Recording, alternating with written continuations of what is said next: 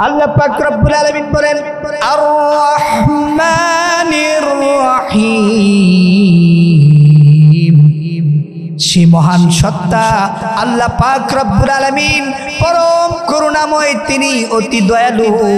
তিনার চাইতে দয়ালু, তিনার চাইতে পরম করুণাময় পৃথিবীর জমিনে আর একজনও হতে পারে না।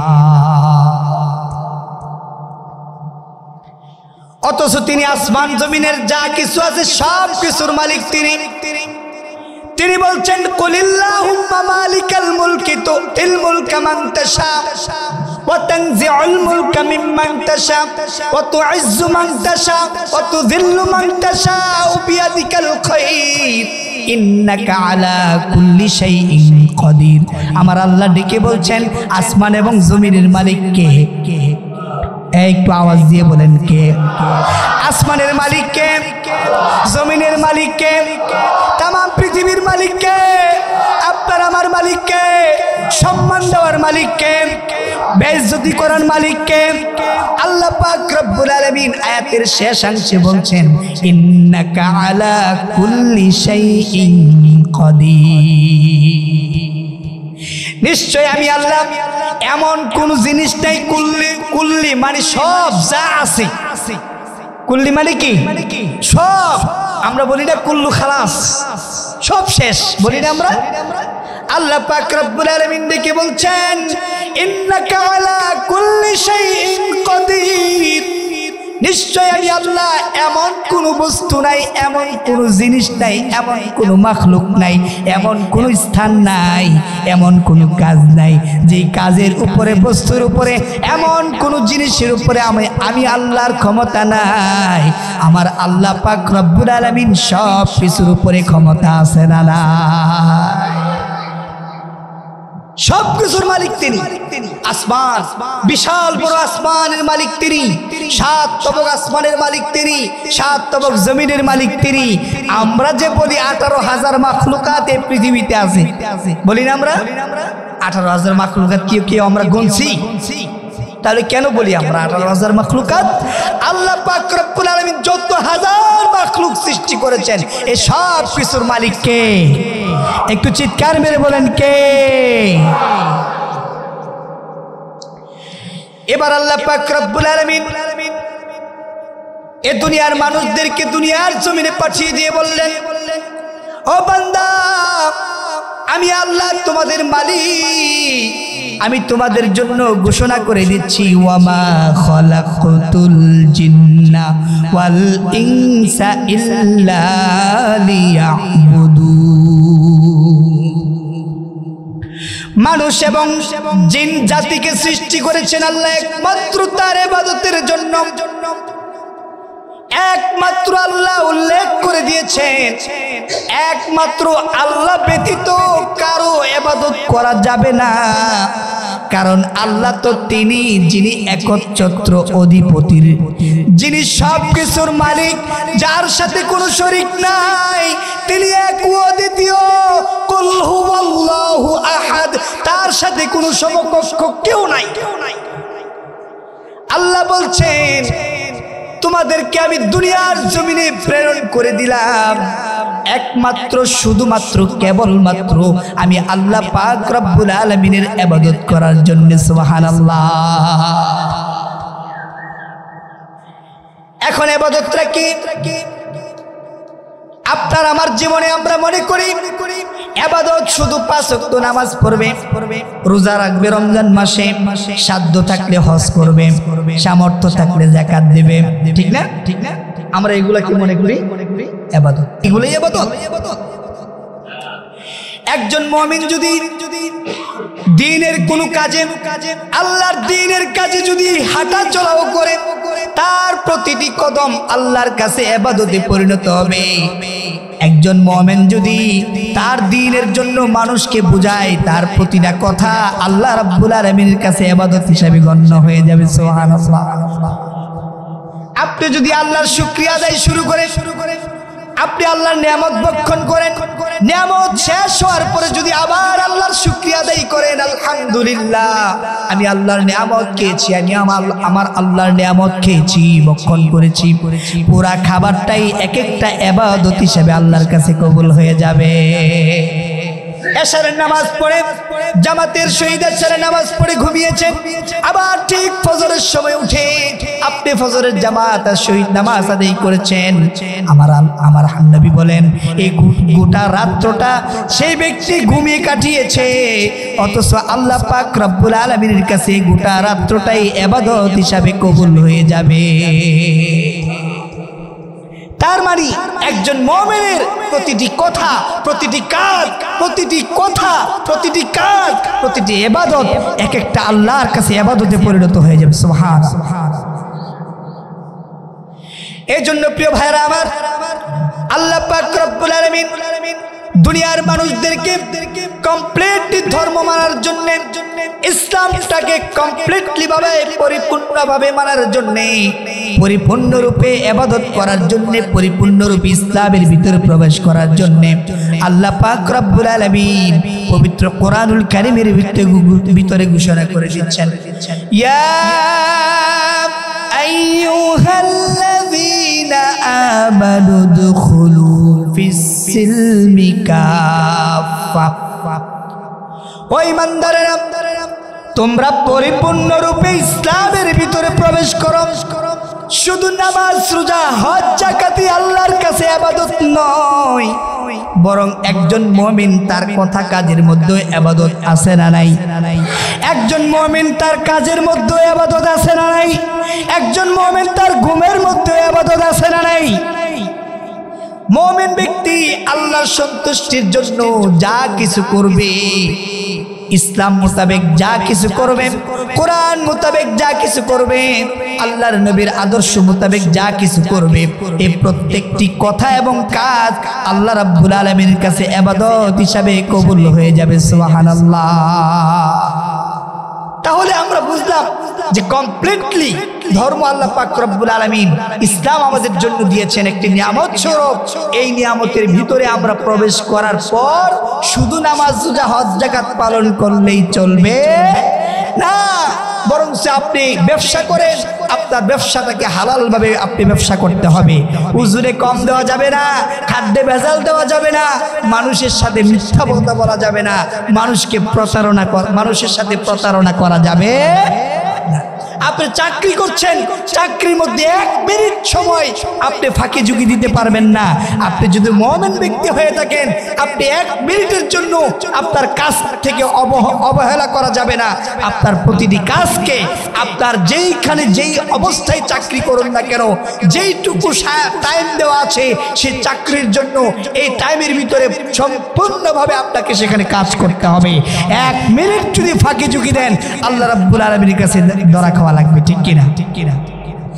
এই জন্য প্রিয় ভাইরা আমার, আপনি যদি কারো বাড়িতে কাজ করেন, ওই কাজের ক্ষেত্র আপনি ফাঁকি ঝুঁকি করা যাবে না। যদি আপনি ফাঁকি ঝুঁকি করেন, ওই দুনিয়ার মানুষের কাছে আপনি ধরা খাবেন না, কিন্তু আমার আল্লাহ পাক রব্বুল আলামিনের কাছে আপনি ধরা খেয়ে যাবে। কারণ আপনার শুধু নামাজ, রোজা, হজ, যাকাতই ইবাদত নয়, বরং আপনি হালাল ভাবে অর্থ উপার্জন করা মানুষের বাড়িতে যদি কাজ করেন, ওই তার কাজটাকে গুরুত্ব দিয়ে টাইম টু টাইম কাজ করা। আপনি যদি ব্যবসা পরিচালনা করেন, সে ব্যবসার মধ্যে হালাল ভাবে ব্যবসা করা, এইগুলো প্রত্যেকটা মুমিনের জন্য অতীব জরুরি। যদি এগুলোর মধ্যে ঘাটতি হয়ে যায়, তাহলে আপনি আপনার ঈমানের মধ্যে ঘাটতি ফেলে দিলেন, ঠিক কিনা বলেন মুসলমান? অথচ আল্লাহ ঈমানদারদেরকে ডেকে বলছেন, হে ঈমানদারেরা, ইয়া আইয়ুহাল্লাযীনা আমানু, হে ঈমানদারেরা, উদখুলু ফিস-সিলমি কাফা, তোমরা ইসলামের ভিতরে পরিপূর্ণরূপে প্রবেশ করো। আল্লাহ কোন কাফেরদেরকে ডেকে বলছেন এই কথা? হ্যাঁ, হিন্দুদেরকে, বৌদ্ধদেরকে, খ্রিস্টানদেরকে। আল্লাহ কিন্তু অন্য কোন ধর্মের লোকদেরকে ডেকে বলেন নাই, আল্লাহ ঈমানদারদেরকে ডেকে বলছেন। কেন? কেন? ঈমানদার তো সে এমনি ঈমানদার, তারপরেও কেন আল্লাহ ঈমানদারকে ডাকি দিলেন? তার কারণ হচ্ছে এই, আমরা নিজেকে মুসলিম দাবি করি, আমার বাবা মুসলমান, সেই সূত্রে আমি প্রত্যেক সূত্রে আমিও মুসলমান। আমার বাবা গরু খেয়েছেন, সেই সূত্রে আমি গরু খাই, এই জন্য আমিও মুসলমান। আমার বাবা মুখে দাড়ি রেখেছেন, সেই সূত্রে আমিও দাড়ি রেখেছি, আমি সেই কারণে মুসলমান। আমার বাবা মাথায় টুপি পরেছে, আমিও মাথায় টুপি পরি, এই জন্য আমি মুসলমান। আমার বাবা গায়ে পাঞ্জাবি পরেছে, আমিও গায়ে পাঞ্জাবি পরি, এই জন্য আমি মুসলমান। মুসলমান শুধু এইগুলো দিয়ে হয় না, মুসলমান হতে হলে আপনাকে খাঁটি ইমানদার হওয়া লাগবে, ঠিক কিনা বলে মুসলমান? ইমানের মধ্যে কোনো ঘাটতি থাকা যাবে না। এই জন্য আল্লাহ ইমানদারদেরকে ডেকে বলছেন, আপনি তো কালিমা পড়ে মুসলমান হয়েছেন, ইমান গ্রহণ করেছেন, এবার ইমান গ্রহণ করার পরে আপনার আমার দায়িত্ব হচ্ছে ইসলাম কমপ্লিট ধর্ম যে আমাদের জন্য দিয়েছেন, আল ইয়াউমা আকমালতু লাকুম দীনাকুম ওয়া আতমামতু আলাইকুম নি'মাতি ওয়া রাদিতু লাকুমুল ইসলাম দীনা। আমার আল্লাহ যে সুন্দর পরিপূর্ণ নিয়ামতপূর্ণ ইসলামটাকে আপনার আমার জন্য দিয়েছেন, সেই ইসলামটাকে পরিপূর্ণ রূপে মানা, এটা আপনার আমার জন্য একেবারেই ফরজ, একেবারেই ফরজ, একেবারেই ফরজ। আমরা তো মনে করি যে 5 ওয়াক্ত নামাজ পড়ে আমার জান্নাত ঠেকায় কে? অথচ 5 ওয়াক্ত নামাজ পড়ে সমাজে অসংখ্য মানুষ সুদের সাথে লিপ্ত আছে না নাই? এক কথা কয় না, আছে না নাই? সমাজে 5 ওয়াক্ত নামাজ পড়ে দাঁড়িয়ে আছে, পাঞ্জাবি পরে টুপি পরে, এমন অসংখ্য মানুষ ঘুষের সাথে লিপ্ত আছে না নাই? হায়রে, সরকারি অফিসে গেলে দেখবেন মুমিন মুসলমান তার চাইতে আল্লাহর ওলি আর একজনও নাই।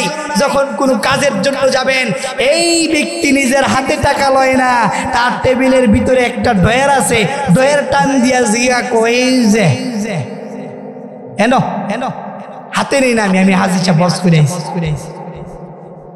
বিশ্বাস করুন, বিশ্বাস করুন, আল্লাহর কসম, আল্লাহর কসম, আপনি যদি হারাম উপার্জন ভক্ষণ করেন, আপনার সমস্ত ইবাদত বরবাদ হয়ে যাবে, বরবাদ হয়ে যাবে, বরবাদ হয়ে যাবে।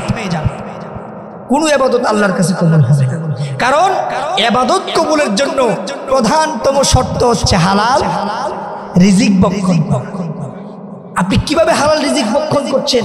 আমাদের সমাজে অসংখ্য অগণিত মানুষ, অসংখ্য অগণিত মানুষ নামাজ পড়ছে, গায়ে পাঞ্জাবি আছে, মুখে দাড়ি আছে, মাথায় টুপি আছে, এই লোক সুদের মধ্যে টাকা লাগায় খাচ্ছে।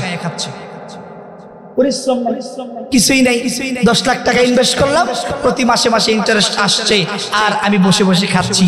হায় রে দুনিয়াদারি, দুনিয়া মস্ত বড়, খাও দাও ফুর্তি করো, এই চিন্তা চেতনা নিয়ে চলছো, কবর দেশে যাও, আল্লাহ তোমাকে যে কি পারান পারাইবে তুমি কল্পনাও করতে পারবে। আযাব তো কবর থেকে শুরু হবে, কারণ প্রতিটি সুদ, প্রতিটি ঘুষের টাকায় আপনার জন্য এক একটা কাল হয়ে দাঁড়াবে, আপনার জন্য এক একটা সাপ হয়ে দাঁড়াবে, এক একটা শাস্তি হয়ে দাঁড়াবে।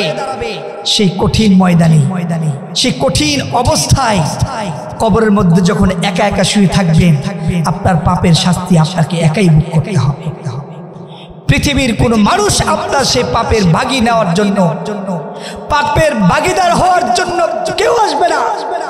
দুনিয়াতে একটা মানুষ চলার জন্য কত কোটি টাকা দরকার, কত কোটি টাকা দরকার।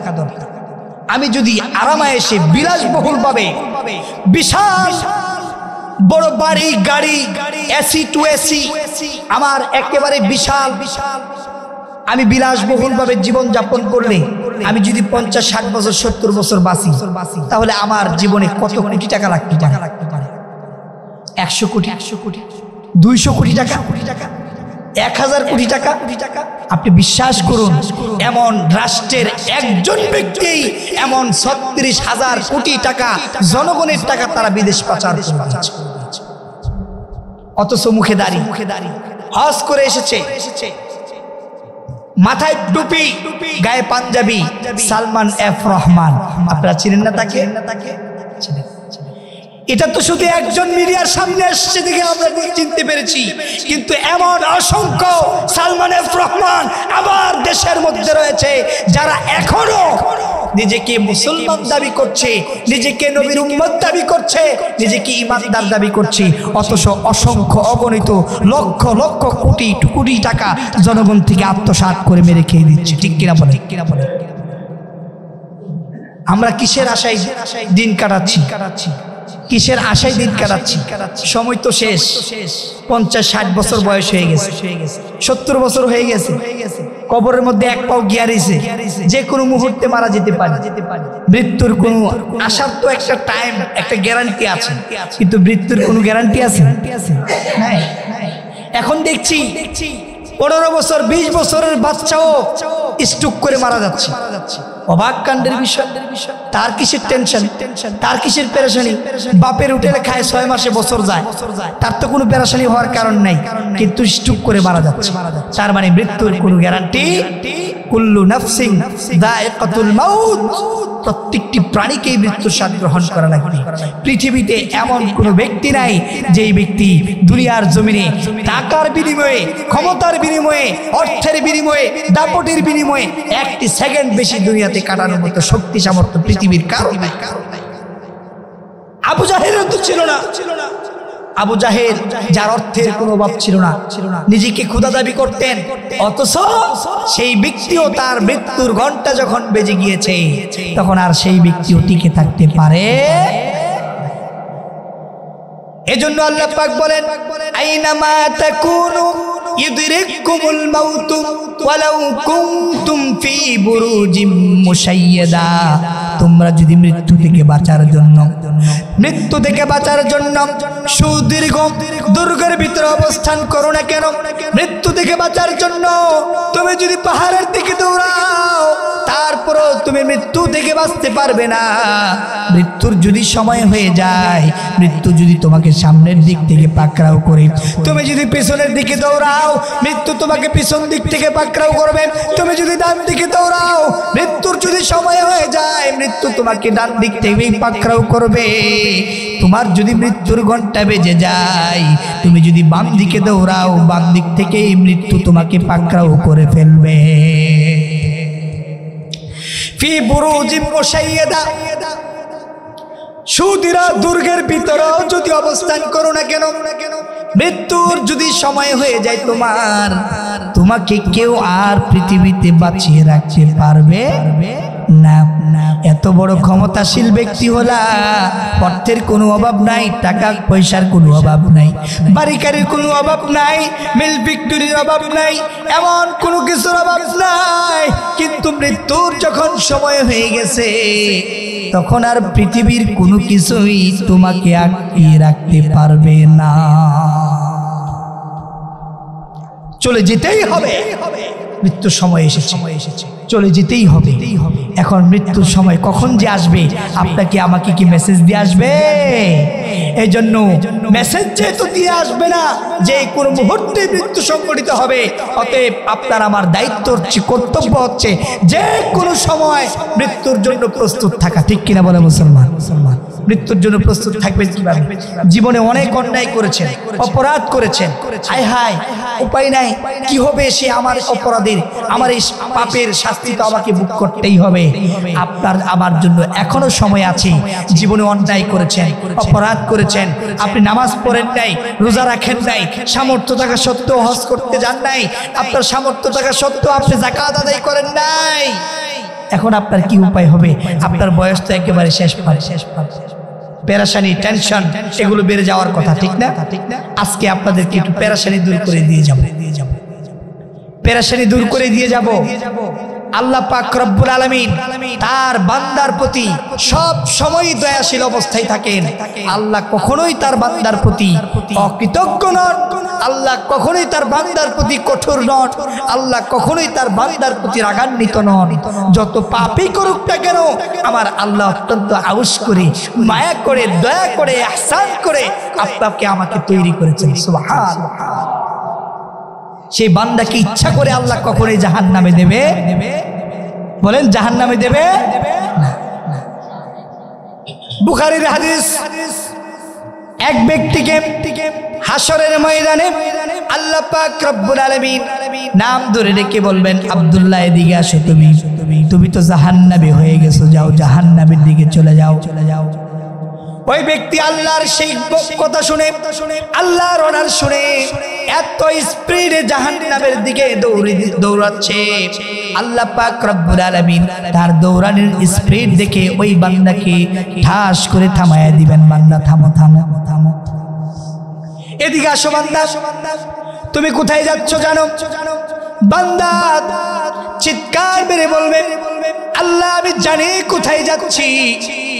আল্লাহ পাক রব্বুল আলামিন তাকে প্রশ্ন করবেন, তুমি কোথায় যাচ্ছ বলো বলো। ওই বান্দা কেঁদে কেঁদে বলবেন, আমি তো জাহান্নামের দিকে যাচ্ছি। আল্লাহ বলেন, জাহান্নামে কি হয় তুমি জানোনি? ওই বান্দা বলবেন, আল্লাহ আমি জানি জাহান্নামে কি হয়। ও আল্লাহ আমি জানি জাহান্নামে কি হয়। আল্লাহ পাক জিজ্ঞেস করবেন, বান্দা জাহান্নামে কি হয়? ওই বান্দা কেঁদে কেঁদে বলবেন, আল্লাহ জাহান্নামে এমন অসংখ্য অগণিত শাস্তির ব্যবস্থা করে রেখে দিয়েছে। আল্লাহ বান্দাকে ডেকে বলবেন, ও বান্দা জাহান্নামের শাস্তির কথা শুনে তুমি কেন সেইভাবে এত স্পিডে সেই জাহান্নামে দৌড়াচ্ছ? ওই বান্দা আল্লাহর কাছে কেঁদে কেঁদে বলবেন, আল্লাহ গো, দুনিয়ার জমিনে যতদিন ছিলাম আপনি আমার জন্য কত নিয়ামত দিয়েছেন, অসংখ্য অগণিত নিয়ামত আপনার দেয়া ভোগ করেছি আমি, কিন্তু আপনার কোনো হুকুম মানি নাই, আপনার কোনো অর্ডার পালন করি নাই, 5 ওয়াক্ত নামাজ পড়ি নাই, আপনার কৃতজ্ঞতা স্বীকার করি নাই, আপনার দাসত্ব করি নাই, আপনার হুকুম আহকাম মানি নাই। আজকে আপনি নিজে আল্লাহ আমাকে অর্ডার করেছেন জাহান্নামে যাওয়ার জন্যে, আমি আপনার অর্ডার পালন করার জন্যে আমি স্পিডে জাহান্নামের দিকে দৌড় দিয়েছি। সুবহানাল্লাহ।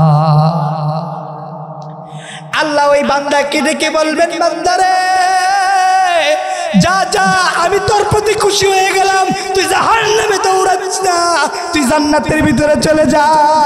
আল্লাহু আকবার। আমার আল্লাহ বান্দার প্রতি কত দয়াশীল, শেষ পর্যন্ত আল্লাহ বান্দার প্রতি চেষ্টা চালিয়ে যাবেন বান্দাকে কিভাবে জান্নাতে দেওয়া যায়। চেষ্টা চালিয়ে যাবেন। একান্ত যদি কোনো উসিলাই না বিশ্রায়, কোনো উসিলাই যদি না পাই কোনো বান্দার প্রতি, তাহলে তো আর কিছুই করার নাই। আপনার আমার জন্য দুর্ভাগা, আপনার কপাল খারাপ, আপনি দুনিয়ার জমিনে আল্লাহ পাক রব্বুল আলামিনের কোনো হুকুম আহকাম মানেন নাই, আল্লাহর কাছে উসিলা করার মতো কোনো কাজই করেন নাই। আপনার জন্য জাহান্নাম রেডি, ওই জাহান্নামে আপনার আমার মতো বান্দাগুলোকে দিতে আল্লাহ এক মুহূর্তের জন্য বিচলিত হবেন না। তার কারণ হচ্ছে যে আল্লাহর যে এত এত নিয়ামত আমরা দুনিয়াতে ভোগ করেছি, অথচ আল্লাহর এক মুহূর্তের কৃতজ্ঞতা স্বীকার করলাম না। আপনার আমার মতো আফসোস, আপনার আমার মতো কপাল পোড়া জাতি মুসলমান আল্লাহর জমিনে আসমানের নিচে আর একজনও হতে পারে।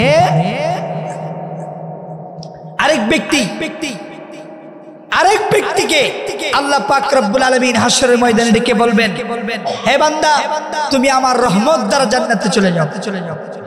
কি দ্বারা? সবাই বলেন রহমত। আল্লাহ ডেকে বলবেন, বান্দা তুমি আমার রহমত দ্বারা জান্নাতে চলে যাও। ওই বান্দা অহংকার করে বলবেন, আল্লাহ আমি তোমার রহমত দ্বারা কেন জান্নাতে যাব? আমি আমার সারা জীবন তোমার অসংখ্য ইবাদত বন্দেগী করেছি, তোমার সব হুকুম আহকাম মেনে চলেছি, আমি কেন তোমার রহমত দ্বারা যাব? আমি আমার আমল দ্বারা জান্নাত চাই, আমি আমার আমল দ্বারা জান্নাতে যেতে চাই। এবার আল্লাহ ডেকে বলবেন, ও বান্দা তুমি যদি তোমার আমল দ্বারা জান্নাতে যেতে চাও, তাহলে এবার শুনো রে বান্দা, কান পেতে শুনো, তোমার সারা জীবনের আমল, সারা জীবনের ইবাদত বন্দেগী এক পাল্লাই রাখো, আর আমি আল্লাহ পাক রব্বুল আলামিনের অসংখ্য অগণিত নিয়ামত যে ভোগ করেছো, তার মধ্যে একটা নিয়ামত হচ্ছে পানি, যার অপর নাম জীবন। ওই পানি যে ভোগ করেছো, সেই পানির নিয়ামতটা আরেক পাল্লাই রাখো। এবার ওজন করে দেখবেন আল্লাহর নিয়ামতের পাল্লা ভারী হয়ে গেছে, তার আমলের পাল্লা পাতলা হয়ে গেছে, উপরে উঠে গেছে। আল্লাহ পাক রব্বুল আলামিন ওই বান্দাকে ডেকে বলবেন, বান্দা তুমি তো তোমার ইবাদত দ্বারা জান্নাতে যেতে চেয়েছিলাম, এবার তোমার ইবাদত এবং আমার নিয়ামত দুটিকে মাফ করে দেখো বান্দা, তোমার ইবাদতের পাল্লা উপরে উঠে গেল, আমি আল্লাহর নিয়ামতের পাল্লা বাড়ি হয়ে গেল। এখন তোমার বিচার অনুযায়ী তুমি তো জাহান্নামী হয়ে যাবা, যা বান্দা তুই জাহান্নামে চলে যাও। ওই বান্দা চিৎকার মেরে আল্লাহ পাক রব্বুল আলামিনকে ডেকে বলবেন, রব্বুল আলামিন আমি ভুল করেছি, অন্যায় করেছি, অপরাধ করেছি, আমি আল্লাহ বুঝতে পারি নাই, আমি আল্লাহ তোমার নিয়ামত দ্বারাই আমাকে তুমি জান্নাত দান করে দাও। আল্লাহ ওই বান্দাকে বোঝানোর জন্য ওই বান্দাকে এই ঘটনা ঘটিয়ে তারপরে তাকে আবার পুনরায় তাকে জান্নাতে প্রবেশ করে দিবেন। সুবহানাল্লাহ। তাহলে বোঝা গেল আল্লাহ পাক রব্বুল আলামিন তার বান্দাদেরকে জাহান্নামে দেওয়ার কোনো চিন্তা চেতনা উদ্দেশ্য আল্লাহ পাক রব্বুল আলামিনের নাই। একমাত্র আল্লাহ পাক রব্বুল আলামিনের যদি ইবাদত আপনি মন থেকে করে থাকেন, একটা সিজদাও যদি আল্লাহর কাছে কবুল হয়ে যায়, আপনার জীবনের সব গুনাহ ক্ষমা করে দিয়ে আপনাকে জান্নাতে যাওয়ার মতো শক্তি সামর্থ্য আমার আল্লাহর আছে না নাই? এজন্য বেশি বেশি উসিলা ইবাদত বন্দেগী তো করবেনই, নিজের প্রত্যেকটা কাজকে ইসলাম মোতাবেক করার চেষ্টা করবেন। ঘরের ভিতরে ঢুকবেন, দোয়া পড়ে ঢুকবেন, ঘরের ভিতরে বিবিদের সাথে যা ব্যবহার করবেন নবীর আদর্শ অনুযায়ী করবেন। আবার যখন পুনরায় ঘর থেকে বেরিয়ে নিজের ক্ষেত খামারে চলে যাবেন, সেখানে রাসূলের আদর্শ অনুসরণ করবেন। চাকরিতে চলে যাবেন, সেখানেও রাসূলের আদর্শ অনুসরণ করবেন। ব্যবসা প্রতিষ্ঠান পরিচালিত করবেন, সেখানেও রাসূলের আদর্শ অনুসরণ করবেন। দেখবেন আল্লাহ পাক রব্বুল আলামিন দুনিয়াতেও আপনার জন্য এত সুন্দর সুন্দর নিয়ামতের ব্যবস্থা করে রাখবেন, কাল হাশরের ময়দানে তো আল্লাহ পাক রব্বুল আলামিনের ওয়াদাকৃত জান্নাত আপনার জন্য রেডি। সুবহানাল্লাহ। আসছি বলেন, আরেকটু জোরে করেন না সুবহানাল্লাহ। জান্নাতে যেতে মনটা চাই কি চাই না? সবাই জান্নাতে যেতে চান? এবার শুনুন, সারা জীবনে যত অন্যায় করেছেন, অপরাধ করেছেন, নামাজ ছেড়েছেন, রোজা ছেড়েছেন, সব ছেড়ে দিয়েছেন, আজকে একটা ফ্রেশ মন নিয়ে, টেনশন মুক্ত নিয়ে বাড়িতে ফিরবেন। আমাদের কাছে অনেক মুরব্বীরা আসে, এসে বলে হুজুর জীবনে তো অনেক গুনাহ করেছি, আল্লাহ চাই এখন মাফ টাফ করবো কিছু, এখন তো নামাজ কালাম পড়ি কিন্তু মাফ চাই করবো আল্লাহ। এমন অসংখ্য অগণিত মানুষ আমাদের কাছে এই প্রশ্ন করে। আপনাদের মনে এই প্রশ্ন আসেনি? আছে? হ্যাঁ, আপনারাও আছে। মাশাআল্লাহ। আপনাদের মনেও তাহলে জাগে যে জীবনে অন্যায় যত করেছি আমার পাপ তো আমার জানা আছে, ঠিক না বেটি? আমি কি পাপ করেছি, কি অন্যায় করেছি, কতটুকু গুনাহ কামাইছি, কতটুকু সওয়াব কামাইছি আমি তো জানি, ঠিক না বেটি? আমার আল্লাহ জানেন না? কিরামান কাতিবিন, কিরামান কাতিবিন, দুই ফেরেশতা কিন্তু লেখার জন্য রেখে দিয়েছে আল্লাহ তাআলা। আপনার আমার প্রতিটি মুহূর্তে রেখেছে, দিনে কি করছি, রাতে কি করছি, সন্ধ্যায় কি করছি, বিকালে কি করছি, ভোরবেলা কি করছি, ফজরের সময় কি করেছি, রাতের বেলায় কি করেছি, সবগুলো আল্লাহ পাক রব্বুল আলামিন একেবারে কিরামান কাতিবিন ফেরেশতা দিয়ে সব লিপিবদ্ধ করে রেখে দিচ্ছে। এগুলা দেখাবে আপনার আমার যে আমল নামা, এগুলো দেখাবে। আপনি চিন্তা করতে পারেন যে এইগুলো আবার কিভাবে দেখাবে? জীবনে টিভি দেখছেন না, সিনেমা দেখছেন না, হাশরের ময়দানে আল্লাহ আপনাকে টিভি দেখা কি দেখাবে? টিভিতে কি দেখবেন? ছায়াছবি। হ্যাঁ, টিভিতে যাবেন আপনার আমার আমল নামা। সুবহানাল্লাহ। মিথ্যা কথা বলার কোনো সুযোগ নাই আল্লাহর কাছে, আল্লাহর সাথে বাটপারি সিটারি করার কোনো সুযোগ নাই, আল্লাহর কাছ থেকে ফাঁকি ঝুঁকি দেওয়ার কোনো সুযোগ নাই। আমার আল্লাহ আপনার আমার সমস্ত আমলগুলোকে অপমান করে দিয়ে বলবেন, নাও তুমি পড়ো, এমন কিতাব তোমার হাতে দিলাম, ইকরা কিতাবাক, তুমি পড়ো তোমার আমল নামা। আপনি আপনার আমল নামা হাতে পেয়ে আপনি যখন দেখবেন আপনার জীবনে সবচাইতে ছোট ছোট অপরাধটাও সেখানে লিপিবদ্ধ আছে, সবচাইতে বড় বড় অপরাধটাও লিপিবদ্ধ আছে, সবচাইতে বড় বড় ভালো কাজটাও এখানে লিপিবদ্ধ আছে, সবচাইতে বড় বড় গুনাহের কাজটাও লিপিবদ্ধ আছে।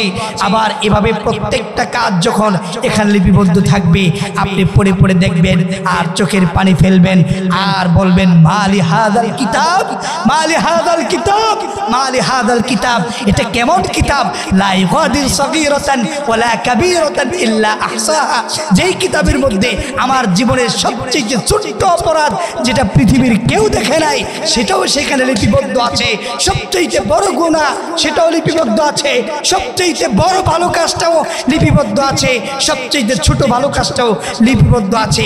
এটা কেমন কিতাব? আপনি আপনার কিতাব পড়বেন, আপনার আমলনামা আপনি বুঝে যাবেন আপনি কোথায় যাবেন, জান্নাতে যাবেন না জাহান্নামে যাবেন। আপনি চিন্তা ভাববেন, তখনই আপনি সিদ্ধান্ত বুঝতে পারবেন আপনার স্থান জান্নাতে হবে না জাহান্নামে হবে, আপনি জাহান্নামী হবেন না জান্নাতে হবেন। আমরা সবাই জান্নাতে যেতে চাই, ঠিক কিনা বেটি? আমরা সবাই জান্নাতে যেতে চাই কি চাই না? আমরা সবাই জান্নাতে যেতে চাই কি চাই না? আজকে একটা ফ্রেশ মাইন্ড নিয়ে বাড়িতে ফিরবেন, আজকে একটা ফ্রেশ মাইন্ড নিয়ে বাড়িতে ফিরবেন এই কারণে যে আপনার জীবনে যে নামাজ ছেড়ে দিয়েছেন, অন্যায় করেছেন, অপরাধ করেছেন, গুনাহ করেছেন, অন্যায় করেছেন, এই সবগুলোকে আল্লাহ পাক রব্বুল আলামিন ক্ষমা করে দিবে। তারপরে কি আপনারা খুশি হবেন না? আপনার আল্লাহ পাক যদি ক্ষমা করে দেয় আপনারা খুশি হবেন কিনা? ক্ষমাটা পাবেন তখনই যখন আজকে থেকে সিদ্ধান্ত নিয়ে আল্লাহর কাছে ক্ষমা চেয়ে তওবা ইস্তেগফার পড়ে জীবনে আর কখনো কোনো সময়, কোনো সেকেন্ডে, কোনো মিনিটে, কোনো দিন, কোনো সপ্তাহে, কোনো মাসে, কোনো বছরে, কোনো যুগের পর যুগ যতদিন বেঁচে থাকবো এক মুহূর্তের জন্য আল্লাহর হুকুমের বাইরে যাব না, এই সিদ্ধান্ত যদি নিতে পারেন আল্লাহর কসম কে বলছি আপনাকে আল্লাহ এই মুহূর্তে ক্ষমা করে দেবে। আমি বলি নাই কিন্তু আল্লাহ বলেছে। কে বলেছে? আল্লাহ পাক বলছেন ইয়া আইয়ুহাল্লাযীনা আমানু, হে ঈমানদারেরা, তুবু ইলাল্লাহ, তোমরা আল্লাহর কাছে তওবা করো, তাওবাতান নাসুহা, একনিষ্ঠতার সহিত, ইখলাসের সহিত, খালেস নিয়তে, একেবারে ফ্রেশ মাইন্ড নিয়ে এখন তওবা করো। আল্লাহ কত গুনাহ করেছি, অপরাধ করেছি, অন্যায় করেছি, আর জীবনে কখনো অন্যায় করব না, আর জীবনে অন্যের জমি দখল করব না, আর জীবনে কোনোদিন অন্যের সাথে মিথ্যা কথা বলবো না, আর জীবনে অন্য কাউকে ঠকাবো না, আর জীবনে কোনোদিন আল্লাহ কারো সাথে মিথ্যা কথা বলবো না, তোমার নামাজ ছেড়ে দেব না, রোজা ছেড়ে দেব না, সাধ্য থাকলে হজ আদায় করব, সাধ্য থাকলে যাকাত আদায় করব, আল্লাহ তোমার প্রতিটি হুকুম প্রতিটি মুহূর্তে পালন করার চেষ্টা করব। এই সিদ্ধান্ত নিয়ে আপনার জানা মতে যদি কোনো মানুষের হক পেয়ে থাকেন সেই মানুষগুলোর কাছে গিয়ে ক্ষমা চাইবেন। আল্লাহর কসম কে বলছি, আল্লাহর কসম কে বলছি, আপনাকে আল্লাহ ক্ষমা করবেনই করবেন ইনশাআল্লাহ। লাগবে কি? ইখলাসের সহিত তাওবা। প্রয়োজন কি? ইখলাসের সহিত তাওবা, তাওবাতান নাসুহা। আমি কিন্তু বলি নাই, আল্লাহ বলছেন ইয়া আইয়ুহাল্লাযীনা আমানু, হে ঈমানদাররা, তোমরা পাহাড় পরিমাণ গুনাহ করে ফেলেছো, অন্যায় করে ফেলেছো, চোখে একেবারে পাহাড় পরিমাণ গুনাহ দেখছো, সামনে কোনো কিছুই দেখছো না গুনাহ ছাড়া, তোমার জীবনে শুধু অন্ধকার আর অন্ধকার। বান্দা তুমি হতাশ হইও না, আমি আল্লাহর নিয়ামতের দরজা মৃত্যুর গড়গড়ার আগ পর্যন্ত তোমার জন্য দরজা ওপেন করা আছে। সুবহানাল্লাহ। আজকে একটা নিয়ত আমরা করতে চাই কি চাই না? চাই। আল্লাহর কাছে নিয়ত করি, হে আল্লাহ, বলেন আমার সাথে, হে আল্লাহ, আজকে থেকে তওবা করছি, ইখলাসের সহিত ইস্তেগফার পড়ছি, জীবনে কোনোদিন নামাজ ছেড়ে দেব না, অন্যায় কাজ করব না, মিথ্যা কথা বলবো না, বিড়ি খাবো না। দু একজন মনে করেছে, হ্যাঁ আস্তে আস্তে কইছে, খাই কি করব? আমাদের দেশে তো এটা বুঝি না আমরা, এটাও একটা অন্যায়, অপরাধ। আপনি আমি যে বিড়ি খাচ্ছি, বিড়ি খাওয়ার পরে মুখে একটা দুর্গন্ধ আছে না? আছে। আপনি আমি যখন নামাজ পড়বো এই দুর্গন্ধ নিয়ে, পাশে যিনি দাঁড়িয়েছেন তিনি বিড়ি খান না, তিনি বিড়ি খান না। এখন আপনার মুখের শ্বাস নিঃশ্বাসের সহিত, শ্বাস নিঃশ্বাসের সহিত এই যে আপনার পার্শ্ববর্তী একজন ব্যক্তি আপনার দুর্গন্ধের কারণে তিনি কষ্ট পাচ্ছেন, আপনি আল্লাহর কাছে পাকড়াও হবেন, পাপী হবেন শুধুমাত্র কেবল মুখের দুর্গন্ধের কারণে। আমরা বিড়ি খাই, এক চাচারে জিজ্ঞেস করলাম, কি চাচা এমনি বিড়ি টানেন, নামাজের সময় হয়েছে নামাজ যেতে পারেন না? আরে কি কর, নামাজ পড়ে দিয়ে গেছে, আমার ইমান ঠিক আছে। মানে নামাজ পড়ে দিকে আমার আপনার ইমান ঠিক থাকবে কিভাবে? নামাজ যা বললো তো ইমান ঠিক থাকবে না, আপনি বসে বসে আবার বিড়ি খাইতেছেন, আবার কোনো ইমান ঠিক আছে? আরে আমি বিড়ি এমনি খাই নাকি, বিড়ি খাওয়ার দোয়া করে পরে বিড়ি খাই। আমি কই বা কি কথা রে, দোয়া বিড়ি খাওয়ার দোয়া আছে, আবার বিড়ি খাওয়ার দোয়াতে আকর্ষণ বাড়ছে, বিড়ি খাওয়ার আবার কি দোয়া আছে? মুরব্বি বিড়ি খাওয়ার দোয়াটা একটু শুনতে পারি? সে বলতেছে আল্লাহুম্মা বারিক লানা ফি মা বিড়িটানা। নাউজুবিল্লাহ কইতেন না? এই হচ্ছে আমাদের অবস্থা। এই যদি হয় আমাদের মুসলমানদের অবস্থা, আমরা নিজেকে কিভাবে আল্লাহর কাছে কিভাবে ইমানদার রূপে আল্লাহর কাছে পরিচয় দেব, কিভাবে মুমিন হিসাবে আল্লাহর কাছে আমরা পরিচয় দেব? আল্লাহর কাছে যদি ইমানদার হিসাবে মুমিন হিসাবে পরিচয় দিতে চাই, তাহলে গর্হিত ইসলামে অপছন্দনীয় হারাম সমস্ত কাজ থেকে নিজেকে বিরত রাখতে হবে। ঠিক কিনা বলেন মুসলমান? সম্মানিত হাজিরিন, আমরা আজকে যে জিনিসটা বুঝতে পারলাম সেটি হচ্ছে আমরা শুধু নামাজ, রোজা, হজ, যাকাতকেই ইবাদত মনে করি না। এটাই শুধু ইবাদত নয়, বরং এগুলোকে পাকাপোক্ত করার জন্য আপনার আমার জীবনে হালাল খাদ্য, হারাম থেকে বেঁচে থাকা, অন্যায় থেকে বেঁচে থাকা, মিথ্যা কথা থেকে বেঁচে থাকা, অন্যের মাল আত্মসাৎ থেকে নিজেকে বাঁচিয়ে রাখা, এগুলো সব কিছুর মূলেই আপনার নামাজ, রোজা, হজ, যাকাতগুলো পাকাপোক্ত হবে। ঠিক কিনা? এগুলো হচ্ছে গাছের মূল, ডাল গাছের মূল, আর পাতালতা হচ্ছে আপনার আমার জীবনে দৈনন্দিন আমরা যা করছি এই সবগুলো হচ্ছে পাতালতা। এই সব কিছু মিলে হচ্ছে ইসলাম। সুবহানাল্লাহ, সুবহানাল্লাহ, সুবহানাল্লাহ। ইসলামে এমন কোনো বিষয় নাই যে বিষয় ইসলামের ভিতরে নেই। আল্লাহু আকবার বলে। আপনার জীবনে যা করছে সব কিছু ইসলামের মধ্যে আছে, সব কিছু আছে। আল্লাহ তাআলা এমনিতেই বলেন নাই আল ইয়াউমা আকমালতু লাকুম দীনাকুম ওয়া আতমামতু আলাইকুম নি'মাতি ওয়া রাদিতু লাকুমুল ইসলাম দীনা। আল্লাহ কমপ্লিট ধর্মটাকে এমনি বলেন নাই, বরং আপনার জীবনে যা ঘটবে, যা ঘটছে সব কিছু ইসলামের মধ্যে আছে না নাই? এই সব কিছু আছে বিধায় Islam is the complete code of life. ইসলাম একটি পরিপূর্ণ জীবন ব্যবস্থা। সুবহানাল্লাহ, সুবহানাল্লাহ। আল্লাহ সুবহানাহু ওয়া তাআলা আমাদের সবাইকে এই দ্বীনের, ইসলামের, কোরআনের এই সহিহ জ্ঞান বুঝটুকুন দান করে আমাদেরকে ইসলামের পথে সঠিকভাবে ঈমানের সহিত, মুমিনের সহিত চলার তৌফিক দান করুক। আমরা সবাই পড়ি আমিন। আর জোরে বলি আমিন, আর জোরে বলি আমিন। সুবহানাকাল্লাহুম্মা ওয়া বিহামদিকা আশহাদু আল্লা ইলাহা ইল্লা আনতা আস্তাগফিরুকা ওয়া আতুবু ইলাইক। ওয়াসসালামু আলাইকুম।